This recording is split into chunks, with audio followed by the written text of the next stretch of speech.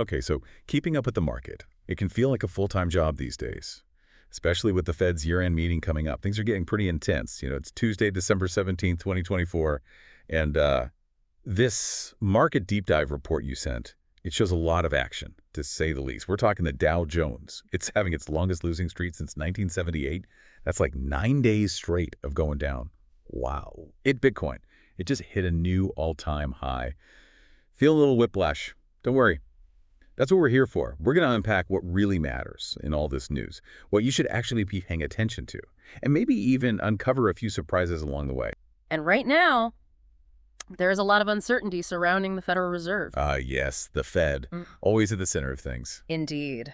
Their meeting this week, it is the primary driver of this market anxiety. Investors are on edge, waiting for the Fed's interest rate decision. And what makes this situation even more intriguing is that we're getting mixed signals from the market. On the one hand, the Fed's meeting is generating anxiety. But on the other hand, we got some surprisingly strong U.S. retail sales data today, indicating that consumers are still spending. So even with all this uncertainty, people are still out there shopping. That's a bit of a head-scratcher. It is, and it raises some interesting questions for the Fed. They're tasked with controlling inflation, but they also want to support economic growth, robust consumer spending.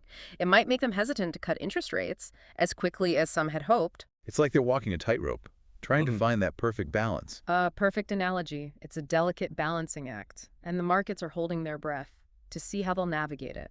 Okay, so we've got this big picture backdrop of uncertainty and mixed signals. Let's zoom in a bit and look at how different sectors are performing.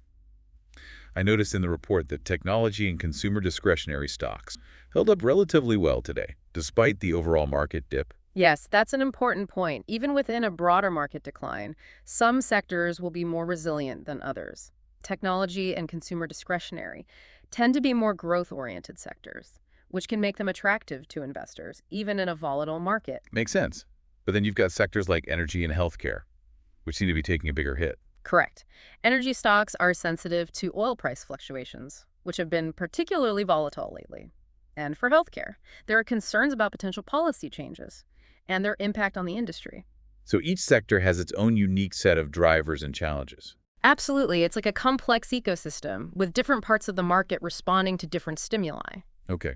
I want to pick up on a couple of specific details from the report. That caught my eye. First, NVIDIA, the chip maker, has been on a 9-day decline, even as other tech stocks have held relatively steady. What's your take on that? That's a great question. NVIDIA has had a phenomenal run this year, fueled largely by the excitement around artificial intelligence. However, there are a few factors that might be contributing to its recent decline. Fill us in. Well, first, some investors might be taking profits after such a strong run-up in price. Second, there are growing concerns about the sustainability of the AI hype. While the potential is enormous, some analysts are starting to question whether current valuations are justified. And finally, there could be company-specific news or developments that we're not yet aware of. So a bit of a mystery unfolding. Indeed. It'll be interesting to see how this plays out in the coming weeks. Now for a complete 180, let's talk about Bitcoin. The report mentioned it hit a new all-time high today, seemingly unfazed by all the market anxieties we've been discussing. It's like it's living in a parallel universe. It's certainly exhibiting a level of independence that we don't often see in traditional assets. This raises some important questions about the growing influence of cryptocurrencies. Are they becoming a legitimate alternative to traditional investments, or is this just a speculative bubble waiting to burst? That's a question for the ages. I have a feeling we'll be debating this for a while. But for now, let's shift our focus to the future. What are some key things our listeners should be watching out for in the coming weeks? The next few weeks will be crucial for the market, and there are several developments to keep a close eye on, first and foremost. The Fed's final decision and any hints about future policy shifts will be the main event. Beyond that, we'll have some important economic data releases, such as housing starts, industrial production figures, and of course reports on consumer spending during the holiday shopping season, which could provide further clues about the strength of the economy. So lots of potential twists and turns ahead. Exactly. It's a dynamic situation. And staying informed will be key to navigating these uncertain waters. It feels like we're in this holding pattern, waiting for the Fed to make its move and the market to react. Yes, the anticipation is palpable. It'll be interesting to see how the market digests the Fed's decision and whether it provides any clarity for the coming months. Speaking of clarity, I want to circle back to Bitcoin for a moment. It seems to be marching to the beat of its own drum, completely detached from the anxieties gripping the rest of the market. What's fueling this surge? Even as traditional markets are feeling the heat. Well, there are a few factors at play. One key driver is the growing institutional adoption of cryptocurrencies. Major companies, hedge funds, even some governments are starting to invest in crypto. This legitimacy attracts more investors and drives up demand. So it's not just the tech-savvy early adopters anymore. The big players are getting in on the action. Exactly. And second, the regulatory landscape for cryptocurrencies is becoming more defined in certain parts of the world. This reduces uncertainty and makes it more appealing for institutional investors who are sensitive to regulatory risk. Less risk, more potential for profit. I can see the appeal. Of course, we can't ignore the role of speculation. Some people are buying Bitcoin simply because they believe it will continue to go up in value. Regardless of its underlying utility or fundamentals, this can create a self-fulfilling prophecy, at least for a while. It's like a game of musical chairs, where everyone's scrambling for a seat before the music stops. An apt analogy. And that's the risk with any speculative asset. It's impossible to predict when the bubble might burst. So what's the verdict? Is Bitcoin the future of finance? Or a house of cards waiting to collapse? That's the million-dollar question, and unfortunately there's no easy answer. Cryptocurrencies are still a relatively new and unproven asset class. They have the potential to disrupt traditional finance, but they also come with significant risks. So proceed with caution. Absolutely. It's essential to do your research, understand the risks involved, and never invest more than you can afford to lose. This applies to any investment, but it's especially true for cryptocurrencies, given their volatility and the uncertainty surrounding their future. Solid advice. It's easy to get caught up in the hype and forget about the fundamentals. Okay, we've explored a lot of different angles today.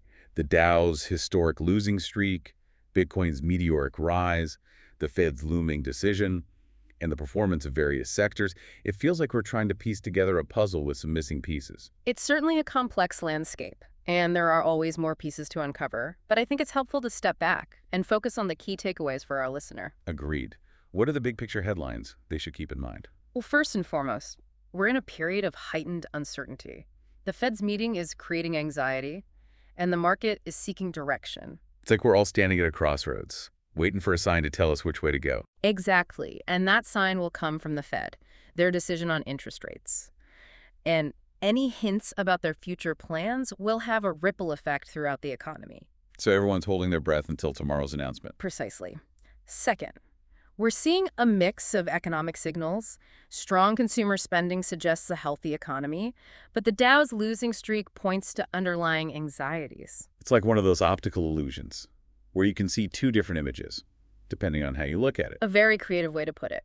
And that duality is at the heart of the current market environment. We have both positive and negative forces at play, and it's difficult to predict which one will ultimately prevail. So how should our listener make sense of all this? What's the practical takeaway? The key takeaway is that we're in a period of transition and uncertainty. It's a time to be cautious, but also to be aware of the potential opportunities that might arise. If the Fed signals a dovish stance, meaning they're likely to keep interest rates low, it could create a favorable environment for stocks. It's a bit of a wait-and-see approach. Exactly. Stay informed, pay attention to the economic data and the Fed's announcements, and be prepared to adjust your investment strategy accordingly. That's sound advice. All right, we've covered a lot of ground today. From the Dow's historic losing streak to Bitcoin's surge, from the Fed's looming decision to the performance of different sectors, it's been a whirlwind tour of the financial landscape. It definitely feels like we're living in interesting times, to say the least. Interesting is one word for it. Challenging, perhaps, is another. But as we've been discussing, these periods of uncertainty, they also present unique opportunities. That's a good point. It's easy to get caught up in the negative headlines, but there's always another side to the coin. That's a good point. Any other nuggets of wisdom you want to share with our listener before we wrap up? I think it's always a good idea to remember that we can't control everything. We can't control the Fed's decisions. We can't control global events, and we certainly can't control the whims of the market.